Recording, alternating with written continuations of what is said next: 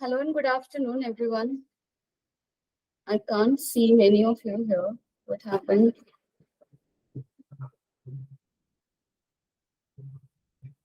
Let's wait for another 30 seconds. After that, I will be starting, or rather, we will be starting. Okay. Done.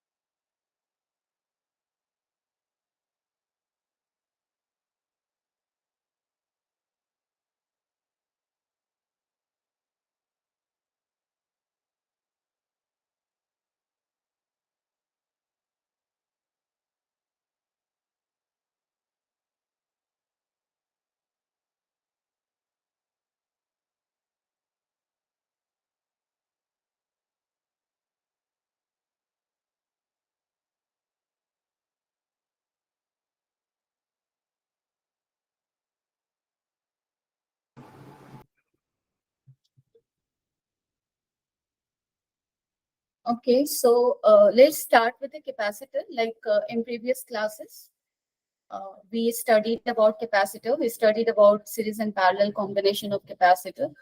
We also studied what is dielectric. Done. So today's class was very much important. So none of you are here. Doesn't matter.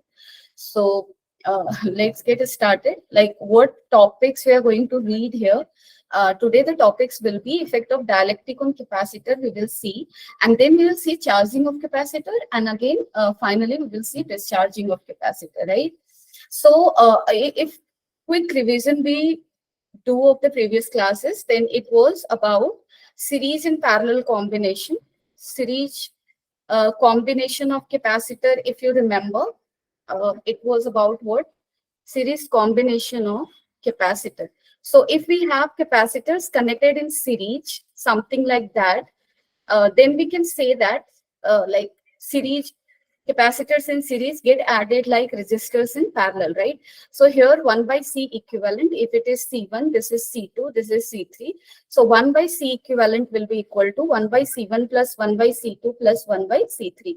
Similarly, we went for parallel combination of the capacitor, and parallel combination of capacitor कैसा दिखेगा? कुछ ऐसा दिखेगा, है ना? तो यहाँ पे अगर मैंने सिर्फ दो कैपेसिटर का एग्जांपल लिया है, तो मैंने प्रीवियस क्लास में आप लोगों को बताया था कि जब हम लोग कैपेसिटर को पैरेलल्स में जोड़ते हैं तो it gets added like series in gets added like series combination of registers, right? सो यहाँ पे C equivalent will be equal to C1 plus C2, right? Done. So this is this, and then we finally we discuss the concept of dialectic, है ना? Dialectic क्या होता है? So dialectic क्या होता है हमारा? Dialectic होता है insulator, ठीक? ये तो मैंने बताया था. उसके बाद मैंने बताया था कि डायलेक्ट्रिक दो तरह के हो सकते हैं. एक हो सकता है आपका नॉन पोलर और दूसरा क्या हो सकता है? Polar. So what was the difference? Polar dialectic में already material के individual atoms या molecule के पास dipole था, but because of temperature and or because of energy each atom were having, वो सारे dipoles क्या थे? Randomly oriented थे, इसलिए room temperature पे average dipole moment of even the polar dialectic was 0. And non polar dielectric कैसा होता है? ऐसा डायलेक्ट्रिक जिसके इंडिविजुअल एटम्स का डायपोल क्या होता है? इंडिविजुअल एटम्स का डायपोल मोमेंट क्या होता है? 0 होता है, ठीक है? So that is that. So today in the class we are going to discuss effect of dielectric on capacitor. This is very important. So let's get started with it. Done. So यहाँ पे आप देख सकते हो inserting dielectric in between the plates of an isolated capacitor. What I have done here is कि suppose कर लो हमारे पास एक कैपेसिटर है ना? मैंने यहाँ पे कैपेसिटर लिया. कैपेसिटर के एक प्लेट पे चार्ज है प्लस क्यू, दूसरे प्लेट पे कितना चार्ज है? Minus Q. Now what I am going to do is I am going to जैसे इनिशियली ये जो कैपेसिटर है इसके बीच का जो स्पेस है, ये वाला स्पेस, ये क्या है? वैक्यूम है, ठीक है? ये वैक्यूम है. डन. लेकिन इस रीजन में इलेक्ट्रिक फील्ड होगा क्योंकि प्लेट्स पे क्या है? चार्जेस है, और ये इस इलेक्ट्रिक फील्ड को मैंने यहाँ पे ग्रीन लाइन से डिनोट किया है ना? सो इलेक्ट्रिक फील्ड का वैल्यू आप सबने पढ़ा था नेक्स्ट टू नेक्स्ट क्लास में, प्रीवियस टू प्रीवियस क्लास में मैंने पढ़ाया था. So that was sigma by epsilon. So electric field is present in this region. Now what I am going to do is in this region where electric field is already present, I am going to insert a dielectric in this region. What will happen? Previous class में मैंने बताया था कि electric field का effect dielectric पे क्या होता है ना? So overall what was the effect in case of polar dialectric? What was happening? polar dialectric में इंडिविजुअल एटम्स के पास डाइपोल्स थे, तो जैसे ही हम लोग उसको इलेक्ट्रिक फील्ड में रखेंगे, इंडिविजुअल डाइपोल्स जो रैंडमली ओरिएंटेड थे वो सारे के सारे डाइपोल्स इलेक्ट्रिक फील्ड के डायरेक्शन में क्या हो जाएंगे? अलाइन हो जाएंगे, है ना? And in case of non polar क्या होगा कि नॉन पोलर मीन्स डायलेक्ट्रिक कुछ ऐसा है, इंडिविजुअल एटम का पॉजिटिव और नेगेटिव चार्ज सेम पॉइंट पे है. because of it putting in electric field, what will happen? Positive charge पे फोर्स इलेक्ट्रिक फील्ड के डायरेक्शन में लगेगा और नेगेटिव चार्ज पे फोर्स किधर लगेगा, opposite to the direction of electric field. तो नॉन पोलर में क्या हो रहा था, इलेक्ट्रिक डाइपोल क्रिएट हो रहा था, और ये सारे created dipoles again electric field के डायरेक्शन में क्या हो जाएंगे, अलाइन हो जाएंगे। So overall what was the effect, effect ये था कि जब हम लोग डाइपोल को इलेक्ट्रिक फील्ड में रखते हैं, जब हम लोग डाइपोल को इलेक्ट्रिक फील्ड में रखते हैं तो क्या होता है, तो क्या होता है, तो ओवरऑल ये होता है कि जो भी डाइपोल्स है वो तुम्हारा क्या होता है, मैग्नेटिक फील्ड के सॉरी इलेक्ट्रिक फील्ड के डायरेक्शन में लाइन हो जाता है। साई इतना लेट क्यों, क्या चल रहा है यार, तुम लोग क्लास में बिल्कुल सिंसियर नहीं होते हो। Like I didn't take leave for today, I was not feeling at all okay, so I thought कि अगर मैं लीव लेती हूँ तो तुम लोगों की क्लास बहुत पीछे चली जाएगी, ऑलरेडी वी आर लैगिंग, और तुम लोग हो जो क्लास ही नहीं करते, पता नहीं क्या इशू है। You know I am having severe headache, I took medicine, I am sitting over here just because कि मैं नहीं चाहती थी क्लास को लीव करूं, बट यहाँ स्टूडेंट्स ही गायब है, अजीब से स्टूडेंट्स हैं। मैं तो पहली बार ऐसे बच्चों से मिल रही हूँ, सीरियसली किसी को मतलब ही नहीं है पढ़ाई से। ठीक है कोई नहीं, at least you are here, okay anyway. तो यहाँ पे आप देखो डायलेक्टिक को क्या करना है, मैं ये बता, अभी just I have started, I waited for long 7 or 8 minutes, ठीक है। सो अभी तक जो भी मैंने बताया वो सिर्फ रिवीजन था, ठीक है। अब हम लोग क्या करें, डायलेक्टिक को कैपेसिटर के प्लेट के अंदर रख रहे हैं, यानी कि इस स्पेस में ला रहे हैं, तो क्या होगा, ये जो डाइपोल, ये जो डायलेक्टिक था इसके अंदर डाइपोल रैंडम डायरेक्शंस में थे। जैसे ही हम लोग इलेक्ट्रिक फील्ड में पुट करेंगे, सारे डाइपोल्स क्या हो जाएंगे, इलेक्ट्रिक फील्ड के डायरेक्शन में अलाइन हो जाएंगे, तो कुछ ऐसे दिखेंगे, है ना। मैंने प्रीवियस क्लास में बताया भी था कि इलेक्ट्रिक फील्ड में डाइपोल को रखते हैं, डायलेक्ट्रिक को रखते हैं, तो क्या होता है, क्या होता था, सारे के सारे एटॉमिक डाइपोल्स या मॉलिक्यूलर डाइपोल्स इलेक्ट्रिक फील्ड के डायरेक्शन में अलाइन हो जाएंगे, तो अलाइन हो चुके हैं। नाउ व्हाट विल हैपन, मैंने तुम लोगों को बताया था कि जो पास के अंदर के जो पॉजिटिव और नेगेटिव चार्ज होंगे वो आपस में एक दूसरे को क्या कर देंगे, कैंसिल आउट करेंगे, ये कैंसिल आउट करेंगे, ऐसे ऐसे मिलियंस ऑफ डाइपोल्स होंगे, ठीक है। डायग्राम में सारे को बनाना पॉसिबल नहीं है, okay. Sai my voice is not clear, it अभी भी क्लियर नहीं है,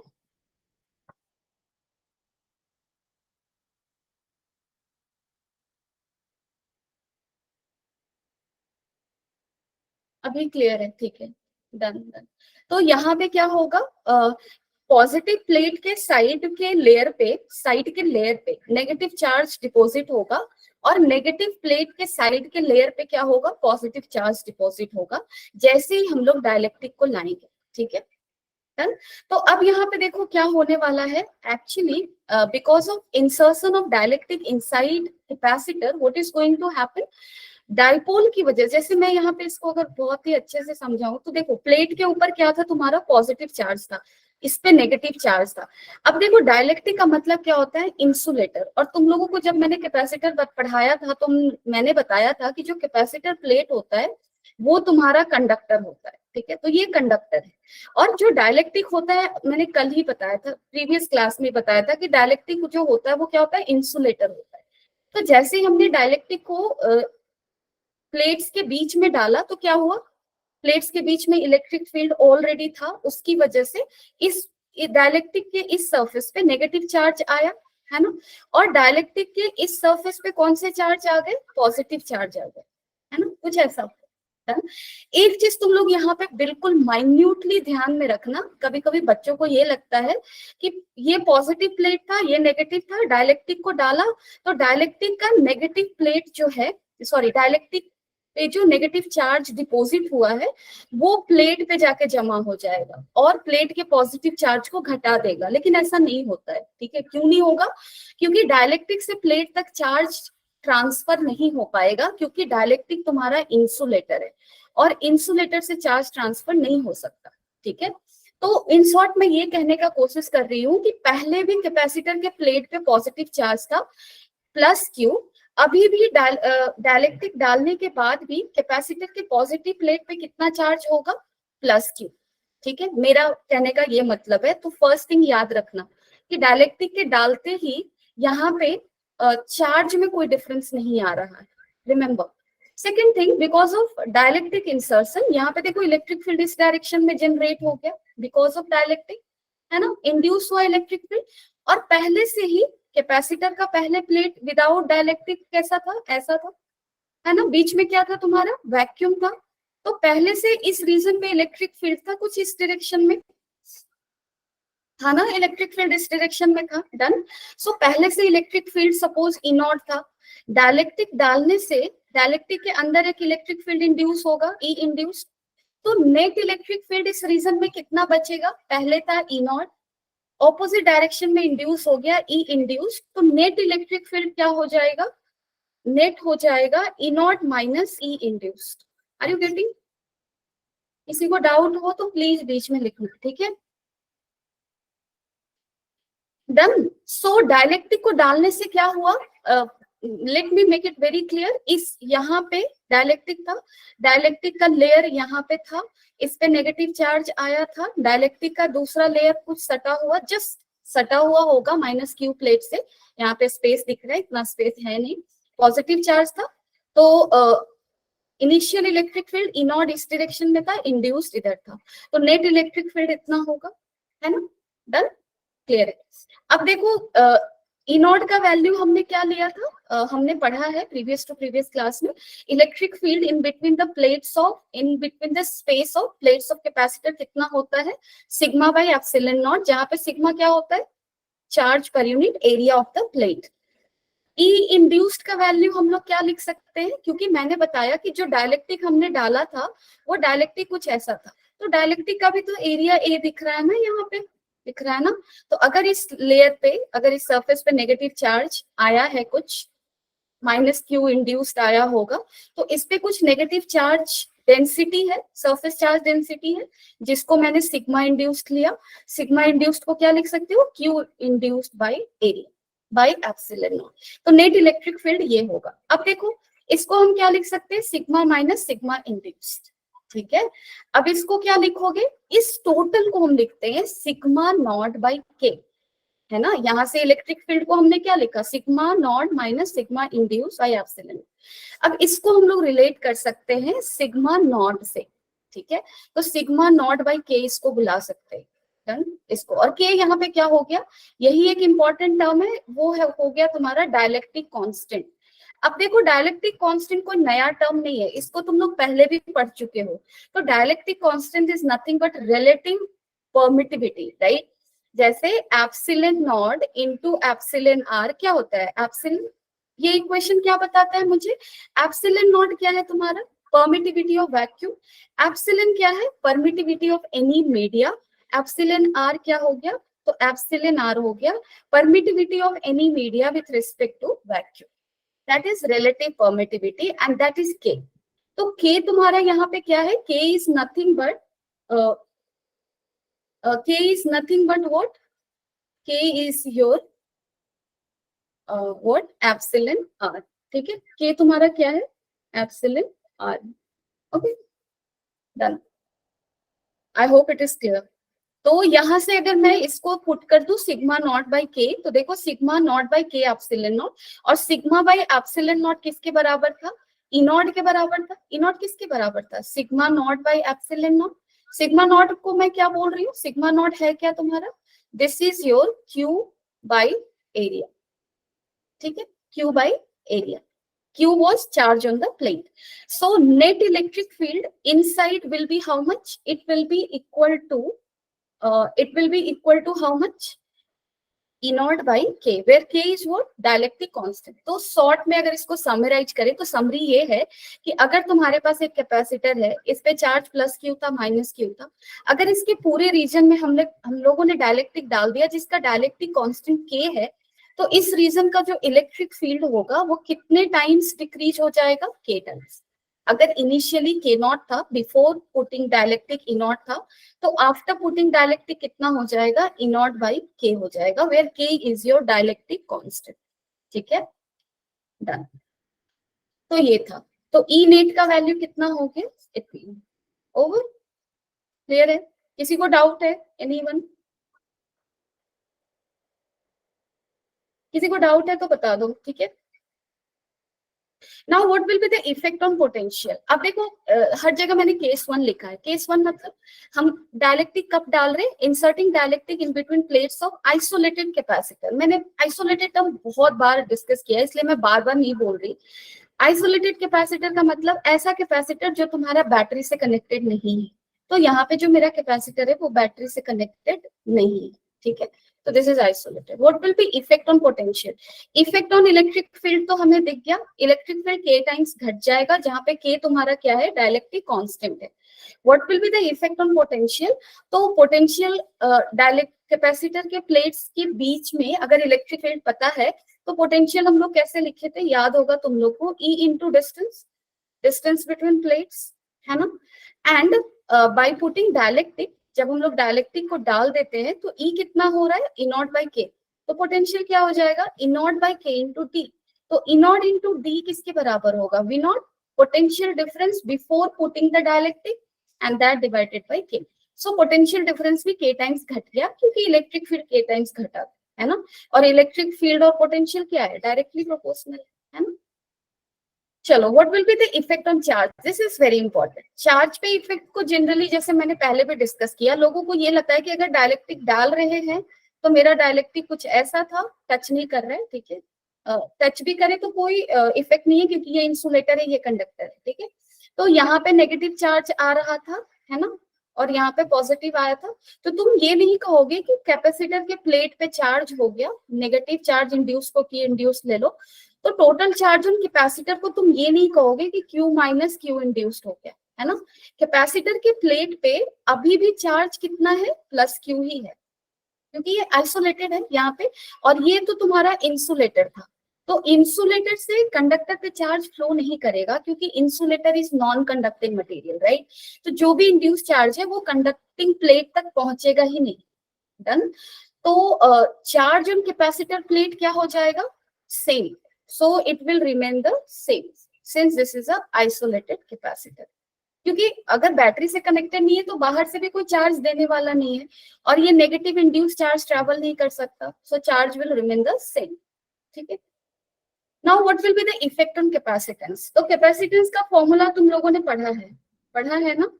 क्या पढ़ाया था मैंने कैपेसिटेंस का formula, epsilon naught A by D. Now यहाँ पे ये फॉर्मूला हमने कब लिखा था, तब लिखा था जब मेरे पास प्लेट्स थे, ठीक है। इसका एरिया A था, इसके बीच का स्पेस कितना था, D, ठीक है। और सॉरी, इन दोनों के बीच का डिस्टेंस था D, और इनके बीच में क्या है, वैक्यूम है ना। तो इसलिए हमने एप्सिलॉन नॉट लिखा, जो कि क्या होता है, परमिटिविटी ऑफ वैक्यूम। लेकिन अगर इसके बीच में डायलेक्ट्रिक है, अगर इसके बीच में डायलेक्ट्रिक है जिसका परमिटिविटी कुछ और होगा, कुछ एप्सिलॉन होगा, है ना, तो न्यू कैपेसिटेंस हम लोग क्या लिखेंगे, दैट विल बी डिफरेंट ना। तो क्या लिखेंगे, एप्सिलॉन A बाई डी। और अभी अभी मैंने बताया कि एप्सिलॉन को क्या लिख सकते हैं, epsilon not epsilon R A by D, ये लिख सकते हैं ना। तो यहां से तुम ध्यान से देखो, एप्सिलॉन नॉट को मैं क्या लिख, एप्सिलॉन आर को क्या लिख सकती हूँ, के, क्योंकि वही है dielectric constant A by D. अगर तुम इसको ध्यान से देखोगे तो के इंटू क्या हो गया, epsilon naught A by d, and that is your k c naught, ठीक है। यानी कि dielectric, by putting dielectric of a strength k, capacitance is getting increased by k times. तो कैपेसिटेंस तुम्हारा क्या हो गया, के टाइम्स इंक्रीज हो गया, ठीक है। चलो, what will be the effect on energy. तो एनर्जी को आप लोग क्या लिखते हो, क्यू स्क्वायर बाई 2c, ऐसे लिखते हैं ना। तो आइसोलेटेड के केस में मेरा चार्ज तो चेंज हो नहीं रहा, तो ये तो कांस्टेंट है, और c क्या हो रहा है, k टाइम्स घट रहा है, बढ़ रहा है। तो न्यू एनर्जी को क्या लिखोगे आप लोग, if you are going to write the new energy, तो न्यू एनर्जी को आप लोग लिखोगे, charge will remain the same, so आप इसको लिख दो Q naught square by 2c naught, sorry 2c naught into k, क्योंकि न्यू कैपेसिटेंस के टाइम्स बढ़ जाएगा। तो एनर्जी क्या दिख रहा है हमें, 1 बाई के Q naught square by 2c not. यानी कि जो एनर्जी इनिशियली था बिफोर पुटिंग डायलेक्ट्रिक, और एनर्जी जो है आफ्टर पुटिंग डायलेक्ट्रिक, वो के टाइम्स घट गया है, ठीक है, ई नॉट बाई के। Over, I hope it is clear. सबको क्लियर है यहाँ तक, कोई डाउट है। कोई डाउट है तो बताओ please. Anyone having any doubt?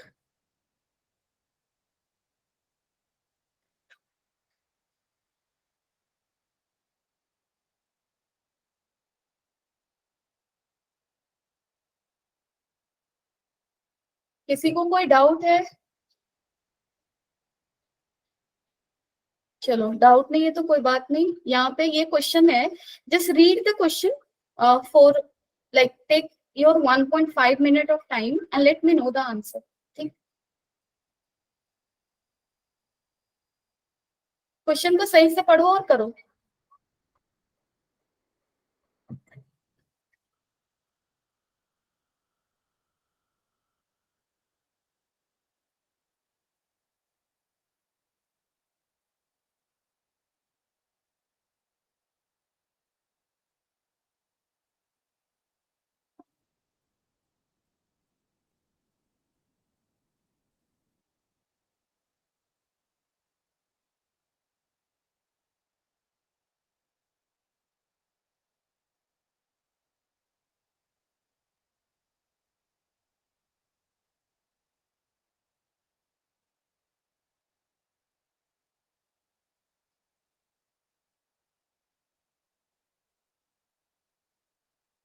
I hope question is clear.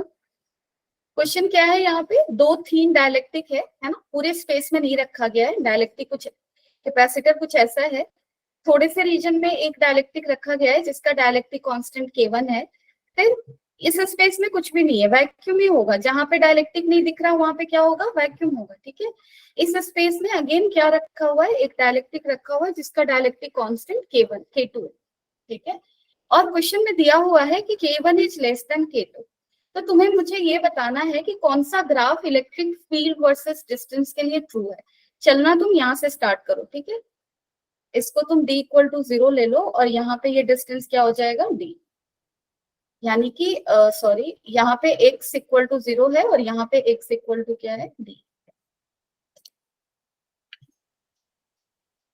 ठीक है,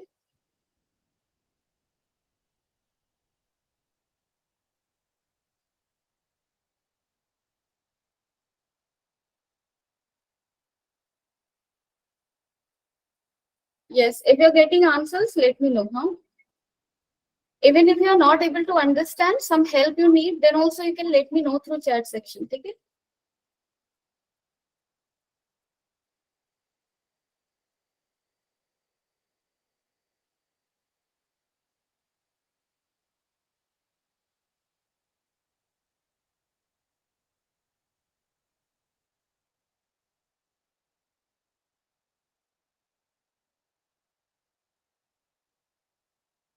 कितनों का हुआ? I'm just waiting for some answers at least. Let me know.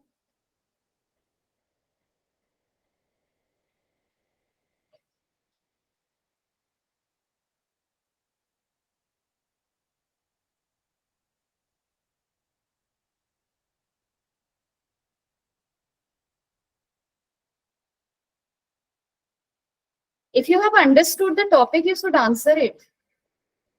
What happens, just now I said, if you are putting dielectric inside capacitor space, what will happen? Electric field will decrease. By what factor? Electric field will become initial value by k times, है ना? Electric field will become this, so it will get decreased by k times. Now what will happen? जैसे देख लो यहाँ पे, अगर इस पे plus Q charge है, इस पे माइनस क्यू चार्ज है इस प्लेट पे, सो मेरा कैपेसिटर ऐसा है, प्लस क्यू है माइनस क्यू है। अब क्या है, इस रीजन में इलेक्ट्रिक फील्ड होगा, है ना, inode initially, done. So initially inode electric field hai. Now what is happening? We are putting dielectric in some spaces. Not everywhere we have kept. So suppose इस region में मैंने electric field dielectric रख दिया, सो देखो इस reason का जो electric field होगा वो घट जाएगा। क्यों? क्योंकि ये जो डायलेक्ट्रिक है इसके इस सरफेस पे नेगेटिव चार्ज आएगा, इस सरफेस पे पॉजिटिव आएगा, है ना। And because of this, what is going to happen? Electric field will get induced in this direction inside the dielectric. So inside the dielectric, what is going to happen? inside the dielectric, electric field will decrease. So E naught by K1 times it will become, है ना. Again इस region में कुछ नहीं है, vacuum है, तो electric field यहाँ पे तो E naught ही रहेगा, यहाँ पे भी क्या रहेगा, E naught रहेगा. But in this region what is happening, again there is a dielectric and its dielectric constant is K2. So electric field inside this dielectric will become how much? E naught by K2, है ना. Now again in this space there is vacuum only. इस space में क्या है, again vacuum, तो यहाँ पे electric field फिर से क्या रहेगा, E naught. So इस रीजन में इलेक्ट्रिक फील्ड क्या है, E naught. इस रीजन में इलेक्ट्रिक फील्ड क्या है, E naught by K1. इस रीजन में इलेक्ट्रिक फील्ड क्या है, E naught. इस रीजन में इलेक्ट्रिक फील्ड क्या होगा, E naught by K2. And again इस रीजन में इलेक्ट्रिक फील्ड क्या होगा, E naught. तो अब आप ध्यान से देख लो कहाँ पे इलेक्ट्रिक फील्ड कैसे होगा. K1 क्या है तुम्हारा, less than K2. If K1 less than K2 है तो ये वैल्यू ज्यादा बड़ा होगा E naught by K2 से, है ना. तो इलेक्ट्रिक फील्ड सबसे पहले तो E naught होगा, है ना, E naught होगा. उसके बाद इस स्पेस में घट जाएगा, तो कुछ वैल्यू घटा दो, इलेक्ट्रिक फील्ड घट गया. उसके बाद अगेन इस स्पेस में इलेक्ट्रिक फील्ड क्या रहेगा, E naught. तो again same E naught value पे जाओ, ये दोनों सेम होना चाहिए, है ना. अगेन इस रीजन में इलेक्ट्रिक फील्ड क्या है, E naught by K2. और ज्यादा घटेगा, तो ज्यादा घटेगा मतलब इलेक्ट्रिक फील्ड यहाँ, अगेन उसके बाद इलेक्ट्रिक फील्ड. तो कुछ ऐसा होगा ना, समझ रहे हो तुम लोग मैंने क्या किया. Electric field initially at x equal to 0 to the first dielectric, electric field कुछ ऐसा होगा, है ना. तुम इसको इलेक्ट्रिक फील्ड ऐसे मान लो. एक second, let me draw it for you again. I hope it's getting clear. मेहनत तुम लोग करते नहीं हो, क्लास भी टाइम से तुम लोग आते नहीं हो, पता नहीं क्या चल रहा है तुम लोगों के अंदर. कोई जादू की छड़ी रखे हो क्या, जो अचानक एक दिन सब कुछ हो जाएगा. यहाँ पे देखो x equal to 0, electric field E naught value, E naught यहाँ पे रख लो, ठीक है. सो इनिशियली E naught है ऐसे. अब देखो जैसे ही फर्स्ट डायलेक्ट्रिक मिलेगा, इलेक्ट्रिक फील्ड मेरा क्या हो गया, घट गया. यानी कि ये वैल्यू ऑफ इलेक्ट्रिक फील्ड को क्या लिखोगे, E naught by K1. Again उसके बाद इलेक्ट्रिक फील्ड रीजन में क्या है, उसके बाद वैक्यूम ही है, तो इलेक्ट्रिक फील्ड E naught ही रहेगा. उसके बाद इलेक्ट्रिक सेकेंड डायलेक्ट्रिक मिल रहा है, इलेक्ट्रिक फील्ड और डाउन होगा, तो ये हो गया. और फिर से वैक्यूम है, इलेक्ट्रिक फील्ड E naught रहेगा, तो ये वाला इलेक्ट्रिक फील्ड का वैल्यू कितना होगा, E naught by K2. So the correct answer should be what? It should be C. This is okay. I hope it is clear. Now case 2 क्या है तुम्हारा, inserting dielectric in between the plates of the capacitor connected to battery. अभी मैंने significant change क्या किया है कि देखो यहाँ पे कैपेसिटर लिया मैंने, है ना, इस पे प्लस क्यू चार्ज है, माइनस क्यू चार्ज है, इस बैटरी से ये चार्ज हुआ है, और मैंने बैटरी को डिस्कनेक्ट नहीं किया है, बैटरी भी यहीं पे है, कनेक्टेड है. डन. इस रीजन में इलेक्ट्रिक फील्ड होगा E naught, इसको E naught मान लो. सो E naught को मैं क्या लिखूंगी, sigma not by epsilon not. Sigma not क्या है, charge on the capacitor, Q by A epsilon. तो इनिशियली ये है. डन. अब क्या करना है, हमें डायलेक्ट्रिक को इलेक्ट्रिक फील्ड में डाल देना है जब हमारा बैटरी कनेक्टेड है. डन. सो जैसे ही ये डायलेक्ट्रिक इलेक्ट्रिक फील्ड में आएगा, इसका डाइपोल इलेक्ट्रिक फील्ड के डायरेक्शन में अलाइन हो जाएगा, और उसकी वजह से एक नेट इलेक्ट्रिक फील्ड इंड्यूस होगा opposite to the direction of initial electric field, है ना, सेम एज बिफोर. तो इसके अंदर इलेक्ट्रिक फील्ड आइडियली क्या होता हुआ हमें दिखेगा, हमें ऐसा लगेगा कि electric field initial minus electric field induce, कुछ ऐसा होना चाहिए, है ना. डन. यही सोच रहे हो ना तुम लोग, लेकिन ऐसा नहीं होगा, इलेक्ट्रिक फील्ड सेम रहेगा. क्यों ऐसा, इसलिए तुम लोग ध्यान से देखो, यहाँ पे ये जो कैपेसिटर है वो बैटरी से कनेक्टेड है. अगर ये बैटरी से कनेक्टेड है तो इसके इस पॉइंट और इस पॉइंट के बीच का पोटेंशियल डिफरेंस क्या रहेगा, V. क्योंकि ये बैटरी से कनेक्टेड है, तो बैटरी मेंटेन करेगा कि इसके क्रॉस पोटेंशियल डिफरेंस हमेशा क्या हो, V हो. यानी कि पोटेंशियल डिफरेंस चेंज नहीं होगा.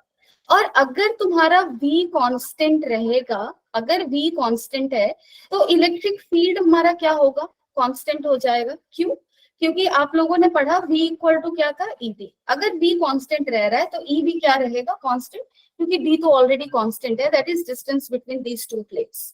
ठीक है, तो फॉर्मूला से तो दिख रहा है ये कांस्टेंट रहेगा, लेकिन व्हाट एक्सप्लेन इट, जैसे E naught minus E induce तो हो रहा होगा obviously, but still how electric field is remaining constant, है ना, that's a thing that we need to understand. तो यहाँ पे चलो मैं इफेक्ट ऑन पोटेंशियल तो मैंने बता दिया, वी क्या रहेगा, कांस्टेंट रहेगा, क्योंकि बैटरी से कनेक्टेड है, बैटरी विल मेंटेन की पोटेंशियल डिफरेंस कांस्टेंट है, तो इलेक्ट्रिक फील्ड भी मेरा क्या रहने वाला है, कांस्टेंट रहने वाला, ठीक है। नाउ कैपेसिटेंस की बात करते हैं, ठीक है, उसके बाद मैं एक्सप्लेन करूंगी जो मैंने अभी कहा। अब देखो कैपेसिटेंस को क्या होगा, तो कैपेसिटेंस तो सिंपल है कि सी हमारा के टाइम्स बढ़ जाएगा, क्योंकि इसके बीच, क्योंकि कैपेसिटेंस को तुम लोगों ने पढ़ा था, दो चीज पे डिपेंड करता है, ज्योमेट्री पे और मीडिया पे। तो ज्योमेट्री तो चेंज नहीं हो रहा, मीडिया चेंज हुआ, बीच का स्पेस में डायलेक्ट्रिक आ गया के स्ट्रेंथ का, तो कैपेसिटेंस के टाइम्स बढ़ जाएगा, ठीक है। अब देखो, अब दिस एक्सप्लेन्स, यहां से ही एक्सप्लेन हो जाएगा कि इलेक्ट्रिक फील्ड कांस्टेंट कैसे हो पा रहा है, ठीक है। तो यहाँ लॉजिकली अगर देखना है तो यहाँ पे ध्यान से देखो क्या होगा, कैपेसिटी बढ़ गया, जैसे ही इस प्लेट का कैपेसिटी बढ़ेगा तो ये और चार्ज लेना चाहेगा, है ना, और इसके पास चार्ज देने के लिए बैटरी भी है। जैसे इनिशियल केस में जब बैटरी कनेक्टेड नहीं था तब भी कैपेसिटर का कैपेसिटी बढ़ रहा था, लेकिन बढ़ने से कोई इफेक्ट नहीं हुआ क्योंकि उसको चार्ज देने वाला कोई था नहीं, लेकिन यहाँ पे चार्ज देने वाला बैटरी है।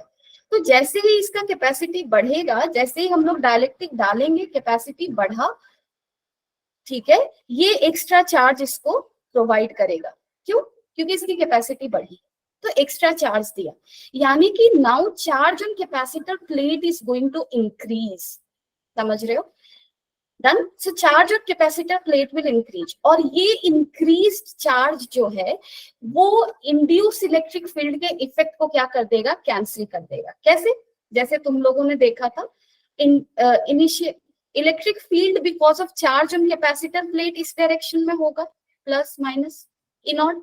अब देखो अगर इस प्लेट पे ज्यादा चार्ज आ रहा है बिकॉज ऑफ इंक्रीज कैपेसिटी, तो ई नॉट इंक्रीज होगा, है ना, डन। और ई नॉट इस तरह से इंक्रीज होगा कि ई इंड्यूस का जो भी वैल्यू था वो उसको नलिफाई कर देगा, ठीक है, इसलिए इलेक्ट्रिक फील्ड क्या हो जाता है, constant, done. So what is going to happen if battery is connected and then we are inserting dielectric, electric field will be constant, potential difference will be constant, capacitance will increase k times, charge is going to what, effect on charge kya hoga, charge is going to change. By what amount charge will change, charge will again change by k times. How k times, क्योंकि capacity has increased k times, so charge will also increase k times. अगर इसको formula से समझना है तो भी समझ सकते हो, Q equal to C V you can write, right. सो यहाँ पे C क्या हो गया, k टाइम्स बढ़ गया, V क्या रहा, कांस्टेंट, है ना, तो तुम्हारा Q क्या हो जाएगा, k टाइम्स बढ़ जाएगा, है ना, done. So this is how it explain it, okay. Now what will be effect on energy? So energy का फॉर्मूला अगेन लिख लो, Q स्क्वायर बाई 2C, या फिर इससे भी एक्सप्लेन कर सकते हो, तो क्या हो जाएगा, चार्ज तो k टाइम्स बढ़ रहा है तो ये k square Q not square होगा, और कैपेसिटी तो k टाइम्स बढ़ा ही बढ़ा है, तो ये हो गया ऐसा।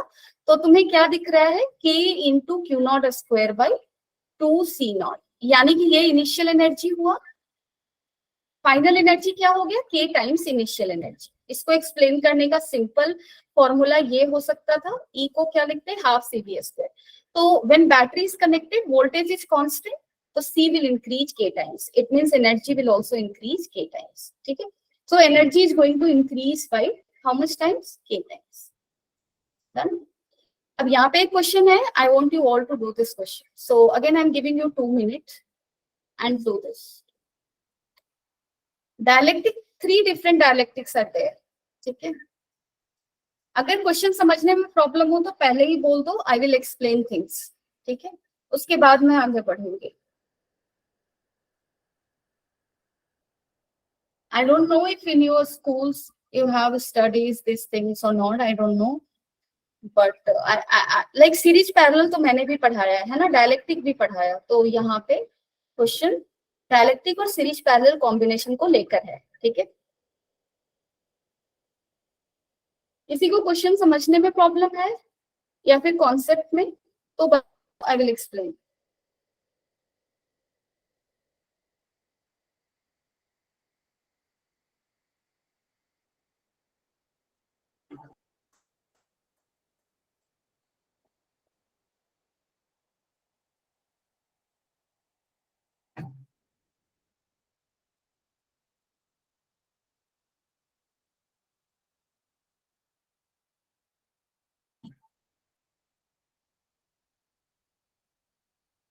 Anyone, any doubt? Vipul, Sahil, Sai, Om,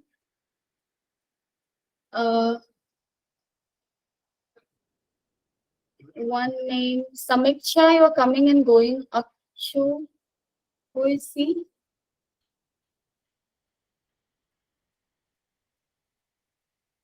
class को ना तुम लोग सीरियसली लेना स्टार्ट कर दो, नहीं तो जिंदगी तुम लोगों को बहुत ज्यादा सीरियसली ले लेगी, मैं बता रही हूँ तुम लोग।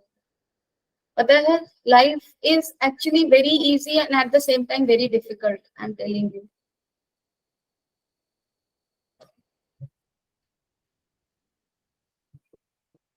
तुम लोग का पैम्परिंग डेज आर गॉन, जब तुम्हें कोई बच्चों की तरह पैम्पर करे, ठीक है।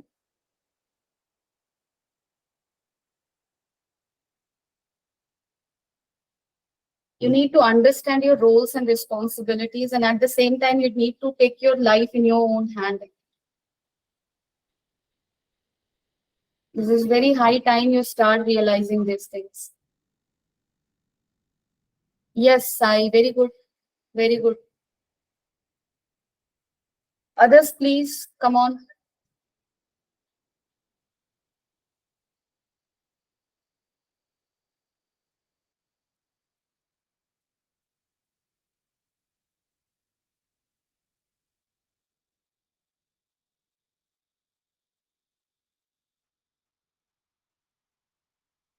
चलो ठीक है, मैं एक काम करती हूँ, समझाती हूँ। सो यहाँ पे क्या होता है, जब हम लोग जैसे अभी अभी कैपेसिटर हमने दिया ऐसा, ठीक है। तो अगर पूरे स्पेस में कैपेसिटेंस सॉरी पूरे स्पेस में अगर डायलेक्ट्रिक है जिसका डायलेक्ट्रिक स्ट्रेंथ के है, तो कैपेसिटी इंक्रीज हो जाता है के सी नॉट टाइम्स। लेकिन अगर डिफरेंट डिफरेंट डायलेक्ट्रिक्स एडेड है तो कैसे करेंगे, ठीक है। तो सिंपल है, तुम्हें आइडेंटिफाई करना होगा कि वो डायलेक्ट्रिक को डालने की वजह से मेरा कैपेसिटर कैसे कैसे डिवाइड हो रहा है, ठीक है। सपोज कर लो अभी मैंने जो कैपेसिटर ड्रॉ किया है उसमें दो डायलेक्ट्रिक डाला, सपोज हाफ पूरे स्पेस में K1 स्ट्रेंथ का डाल दिया, हाफ पूरे स्पेस में K2 स्ट्रेंथ का डाल दिया, ठीक है। तो ये जो दो डायलेक्ट्रिक है वो कैपेसिटर को दो पार्ट में डिवाइड किया, दिख रहा है तुम्हें, दो पार्ट में डिवाइडेड है। तो चलो मैं इन दोनों पार्ट को अलग अलग बनाती हूँ। तो एक पार्ट ऐसा दिख रहा है, डायलेक्ट्रिक स्ट्रेंथ K1 है, दूसरा पार्ट ऐसा दिख रहा है, डायलेक्ट्रिक स्ट्रेंथ K2। इसका एरिया क्या हो गया, A/2, क्योंकि हाफ में डाला था ना, तो इतने एरिया को लिया ये A/2। इसका भी एरिया हो गया A/2, डिस्टेंस सेम रहा, प्लेट्स के बीच का डिस्टेंस क्या रहा, सेम रहा। अब देखो, देखना ये है कि ये डायलेक्ट्रिक कैपेसिटर को दो पार्ट में डिवाइड किया, तो क्या ये दोनों कैपेसिटर सीरीज में है या पैरेलल, अगेन। तो ध्यान से देखो, यहाँ पे ये प्लेट है, ठीक है, ये पॉजिटिव प्लेट है, इस पॉजिटिव प्लेट का कुछ कैपेसिटेंस होगा ना, सॉरी इस पॉजिटिव प्लेट का कुछ पोटेंशियल होगा, V+ ले लो, इस नेगेटिव प्लेट का कुछ पोटेंशियल होगा, V-। तो देखो ये वाला प्लेट पॉजिटिव प्लेट का ही तो पार्ट है, ये वाला नेगेटिव का पार्ट है, अगेन ये वाला पॉजिटिव का पार्ट है और ये नेगेटिव। तो दोनों के बीच में पोटेंशियल डिफरेंस क्या रहेगा, सेम, क्योंकि दोनों ही सेम प्लेट का पार्ट है, right. So this two are in parallel. तो इस तरह से हमें पहचानना है।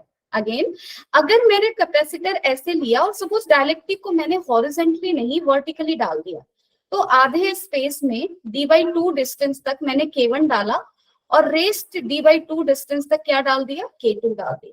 अब क्या हो गया मेरे पास, देखो अब इस K1 और K2 डायलेक्ट्रिक ने अगेन कैपेसिटर को दो पार्ट में डिवाइड किया, है ना, एक ये रहा और दूसरा ये। तो यहाँ पे ध्यान से देखो, तीसरा प्लेट जैसा स्ट्रक्चर एक रोल में आ रहा है ना, वो ये है, डन।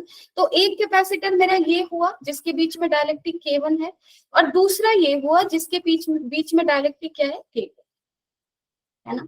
अब ध्यान से देखो, इस प्लेट का पोटेंशियल V+ ले लो, इसका V ले लो और इसका V-। तो इसके बीच का पोटेंशियल डिफरेंस कितना होगा, V+ -V, और इसके बीच का कितना होगा, V-, राइट।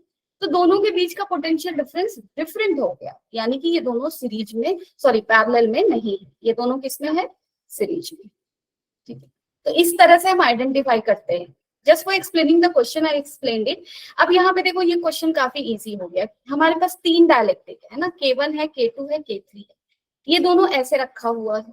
तो अब ध्यान से देखो, ये तीनों डायलेक्ट्रिक कैपेसिटर को तीन पार्ट में डिवाइड कर दिया। एक कैपेसिटर मेरा ये है, है ना। एक कैपेसिटर मेरा ये हुआ, दूसरा कैपेसिटर मेरा कौन सा है, दूसरा कैपेसिटर मेरा ये है ना।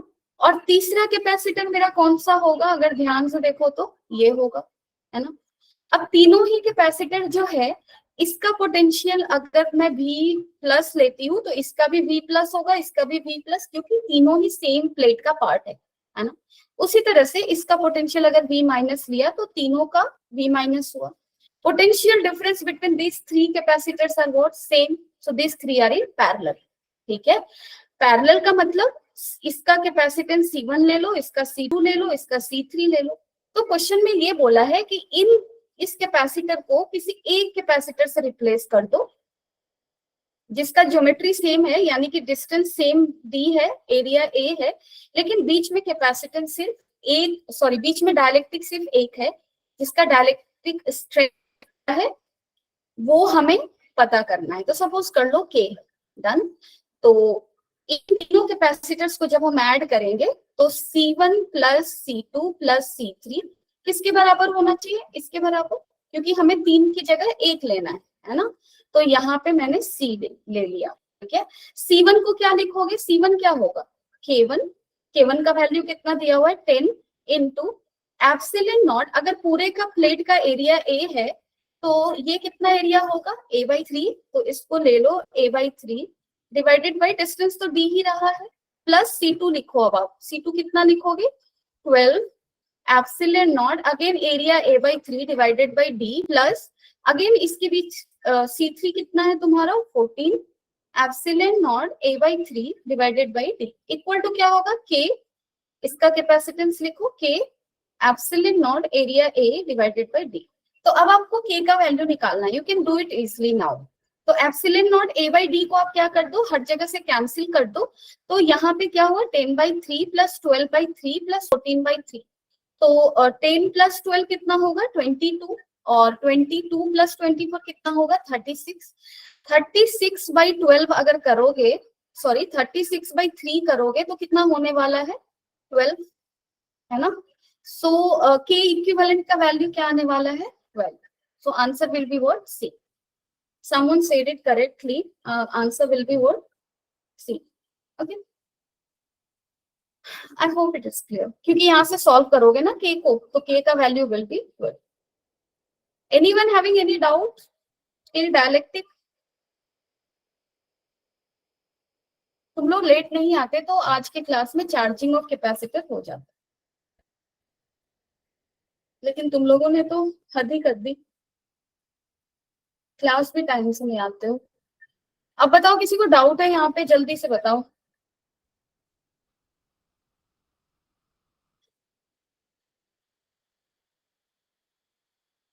यस, इतनी शांति क्यों है, कोई तो टेक्स्ट करो, कुछ तो बताओ।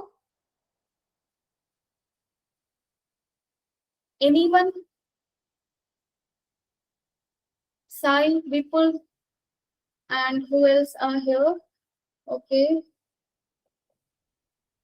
Sahil, Akshu, Sania, Samiksha.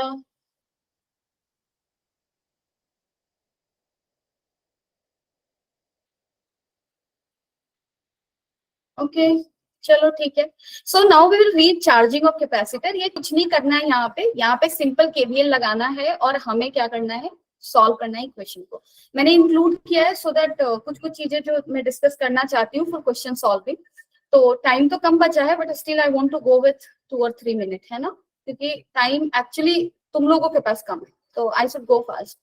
अब यहाँ पे देखो, सपोज कर लो मेरे पास एक कैपेसिटर है, यहाँ पे सर्किट देख सकते हो, 3 की लिया मैंने 1 2 3, तो मेरे पास एक सर्किट है डन। इनिशियली सर्किट कुछ ऐसा दिख रहा है, सारे ही डिस्कनेक्टेड है ना।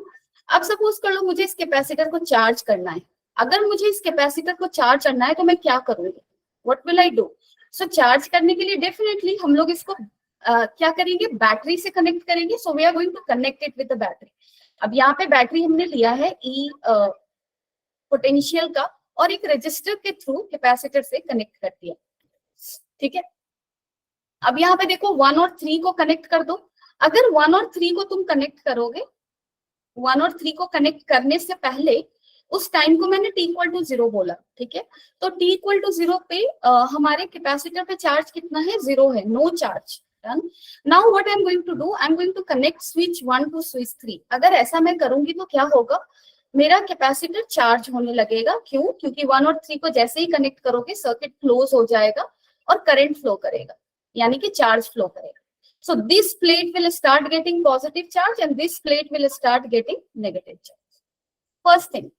अब यहाँ पे देखो, सपोज कर लो कोई भी t टाइम पे यहाँ पे जो चार्ज है कैपेसिटर पे वो Q है, ठीक है।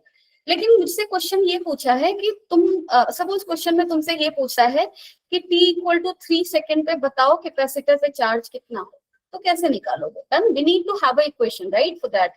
So how we can get to that equation?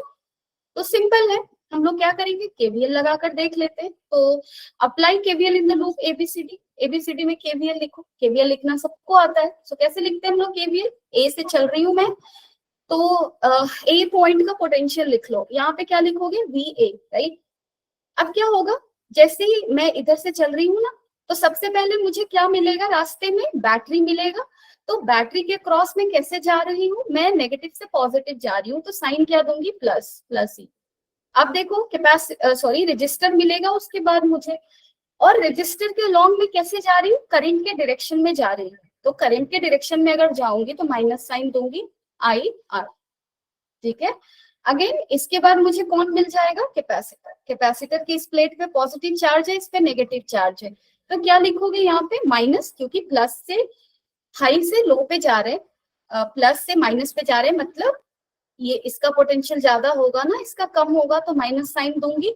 और पोटेंशियल डिफरेंस अक्रॉस कैपेसिटर क्या होता है, क्यू बाई सी। उसके बाद मैं वापस कहाँ पहुंचूंगी, ए पर। स्विच का रेजिस्टेंस 0 मान लो, स्विच का रेजिस्टेंस क्या है, 0 है, कुछ भी नहीं है। तो वापस मैं कहाँ पहुंच गई, ए पर। तो वापस पहुंचने से पहले मैं इक्वल टू साइन देती हूँ और यहाँ पे लिख दो V A. So this is how we write KVL, है ना, we have done it already.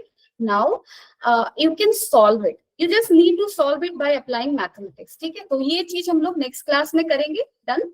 You people joined very late today, है ना, तुम लोग टाइम को खा गए आज।